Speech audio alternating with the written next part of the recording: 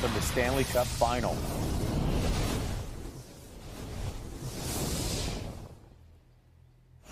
And we're following a developing story in the NFL. Bengals rookie defensive end Shemar Stewart left minicamp over a contract dispute, with Zach leader Trey Hendrickson holding out since he needs the first-round pick out of Texas A&M to get some reps.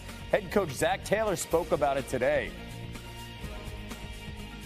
I think for all the rookies, you'd like them to be on the field, but certainly there's things that happen over the course of an NFL career, and this is one of them right now. So he's been in the meetings. He's been positive in that way. He's been learning. He's been a good learner, and we look forward to getting him back on the field quickly. There's education that happens with all the rookies that we do our best to educate them. Number one, we want to protect our team in our locker room, and so I understand when there's frustration there, but that's how he chose to do it, and that's his prerogative, and we look forward to getting him back in the fold. Okay, NFL senior insider Adam Schefter and former Bengal Andrew Hawkins joining us now with more. Shefty, the Bengals, they're trying to withhold potential guaranteed money. Why is the language in Stewart's contract so important here?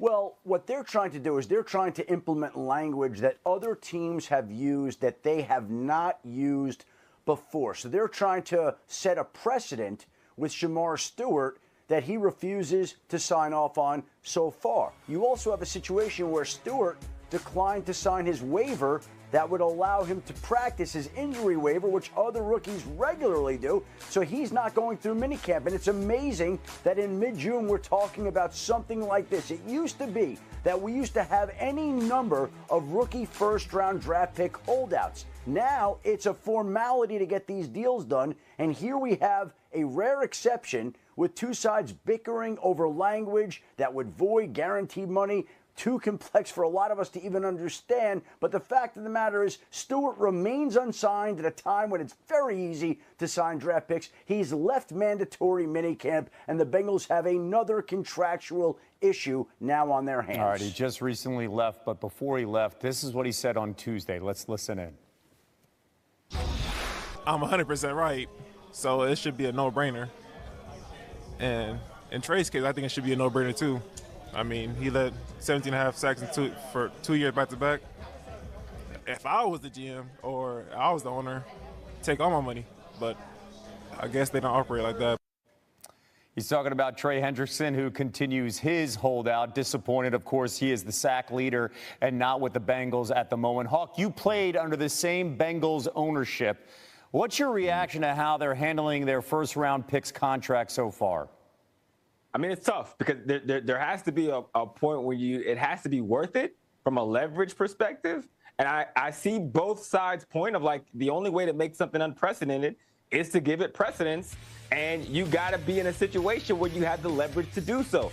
I don't know if they're in that situation right now. So it does feel like there's going to be a continued impasse between these two. But for Shemar Stewart, on the other hand, it's also not wise for a rookie that regardless of how the contract shakes out, that you should talk about ownership and GM and front office at a place that you're going to have to be at for the next 4+ years. So I'm hoping they can find a solution here. I think both sides could do things better, but I do understand the stance that both of them are taking. Because if I'm Shemar as well, I don't want to be the guinea pig. Yeah. And in the end, the entire team is losing out, regardless of where you stand, because this team needs defensive help, and those two guys are stars. Hendrickson, of course, currently in the NFL, and Shemar Stewart, when you look at him, a first-round pick, a potential star. Overall, Cincinnati's 36 sacks, tied for 25th in the league last year. They were awful. They need these two guys there in camp. Shefty, Hawk, thank you so much. For much more on Stewart, here's Tony and Mike with tonight's PTI bonus topic. All right, Wilbon, what's your reaction to rookie Shemar Stewart leaving Bengals minicamp? Shake my head. Oh, my goodness. Are we going back in time with the Cincinnati Bengals, a franchise who for about 30 years actually had the team practice, their daily practice, okay, underneath an expressway? I know because I was there. You couldn't believe how the Bengals operated and were accused openly of being cheap and miserly and penny pinching, and they seem to get past this. And the Joe Burrow era, they just went out and spent a bunch of money because Burrow essentially made them. with T. Higgins and Jamar Chase. Jamar and you got to Chase. keep them Jamar together. Chase. But then, Tony, on the other hand, in short order, they don't get Hendrickson signed they don't keep him. He is signed. He's a holdout right now. Their rookie, prize defensive player Stewart, holdout, and they're asking him to do things that nobody ever asked a player, and I wouldn't let him do if I was an agent. And Jermaine Pratt, they get rid of him, and the Raiders snatch him up the next day. So what are we doing if you're the Bengals? It's like they're going back to 1980 under a bridge for practice every day. Yeah, now my sense of this is, this is not 7-on-7, and it's not flag football. You need a defense, and you need an offense. I love Joe Burrow. I thought he had the greatest college year of all time, and I just love watching him pass. Mike, he threw a 5-touchdown pass game last year and lost it.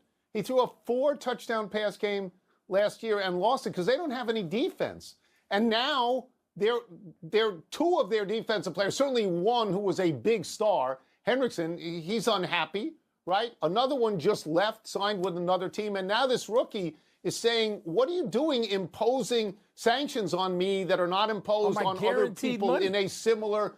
Yeah, in a similar circumstance, and they seem to be self-destructing. I get it that they gave money to Higgins and Chase. They had to. You want to keep Burrow happy, but there's got to be a way to improve that defense, because if they don't have these players, they're going to score 40 and give up 45. They've done that. You're not going to make Burrow very happy if you're just losing again and missing the playoffs. Let me just say to wrap it up with this, Tony. We should have a bet, you and I. So who's going to leave his team first? What superstar athlete is going to leave first? Skeens going to leave Pittsburgh, go Barry Bonds on them and go somewhere else? Or Joe Burrow going to wake up and say, I don't want to practice under a bridge like a troll. What are you doing? Get a defense around here. Which one? That's it. We're done. Back to you. Back in studio. Cowboys mandatory minicamp continued today, and the pressure will rise like a Texas summer afternoon as we get closer to the league opener against the Super Bowl champs in Philly. Their hopes ride on quarterback Dak Prescott playing under new head coach Brian Schottenheimer. Having these practices, getting off to a good start, understanding each other, what we're trying to accomplish, has been monumental. And then obviously adding GP, something that's been monumental. And I've said it before, when you bring in guys like that, talented guys I've played with over the years, that you look at their resume and they're winning, I mean, that's credit to them. They make that process of me getting to know them that much easier. They know how to get separation. They know how to win at the ball. For me, it's just about learning their bodies and just making sure communicating a few things for them. Cowboys reporter Todd Archer is on the scene in Frisco, Texas at minicamp and joins us now. We heard Dak talk a little bit about GP, that is George Pickens, his new weapon there at wide receiver. What can you tell us about this offense with Dak under center going into year 10? Yeah, Kevin, let's look at Brian Schottenheimer. He'll be Prescott's fourth different offensive play caller in those 10 years. And he's been on the staff the last 3, but he's not been the play caller. And it takes some time to build a bond between the quarterback and the play caller, and that seems to be coming along nicely. Prescott actually went back and said he went back to look at Jets and Seahawks games when Schottenheimer was calling plays there just to get a field. And on the field, Prescott really loves what he has outside. You mentioned George Pickens. He's kind of change the dynamic of this offense with his speed, another outside playmaker with CeeDee Lamb. And Pickens noted that this speed that the Cowboys have can greatly impact defenses and how they want to slow the Cowboys down. But I want to go back to Prescott for just 1 second. I think we need to remember 2 years ago, he was a runner-up in the MVP voting. He's now healthy, and that's always a big if here lately with Dak. But when he's been healthy, the Cowboys have been playoff contenders. Yeah, and to your point, when he has a solid number 2 wide receiver, the offense looks completely different, something he hasn't had the last couple years. Richardson is out with soreness in the shoulder that required surgery in 2022. Daniel Jones taking first-team reps. He spoke today. Yeah, I mean, I think that's always got to be your approach. And it really at any position in the NFL is preparing to play and be ready. And it really at any position in the NFL is preparing to play and be ready and stay busy with, from my standpoint, and just learning the offense and getting here, learning the guys, building relationships with everyone. There's been plenty to do, so I'm just been trying to focus on that. Well, late last year, Jones was the backup in Minnesota, and he left because that guy has the full reins. That is J.J. McCarthy. Also, a lot to prove after missing his entire rookie season because of knee surgery. QB1 in camp. That was the plan last year before he got hurt, and Sam Darnold took over. Here's J.J. on his development. I believe I've grown the most on just the different level of trajectories of throws. You know, at Michigan, I was kind of a one-speed pitch kind of guy, you know, had a couple deeper balls with, like, you know, level 3 throws and stuff like that, but just working on that 2-ball and, you know, different paces.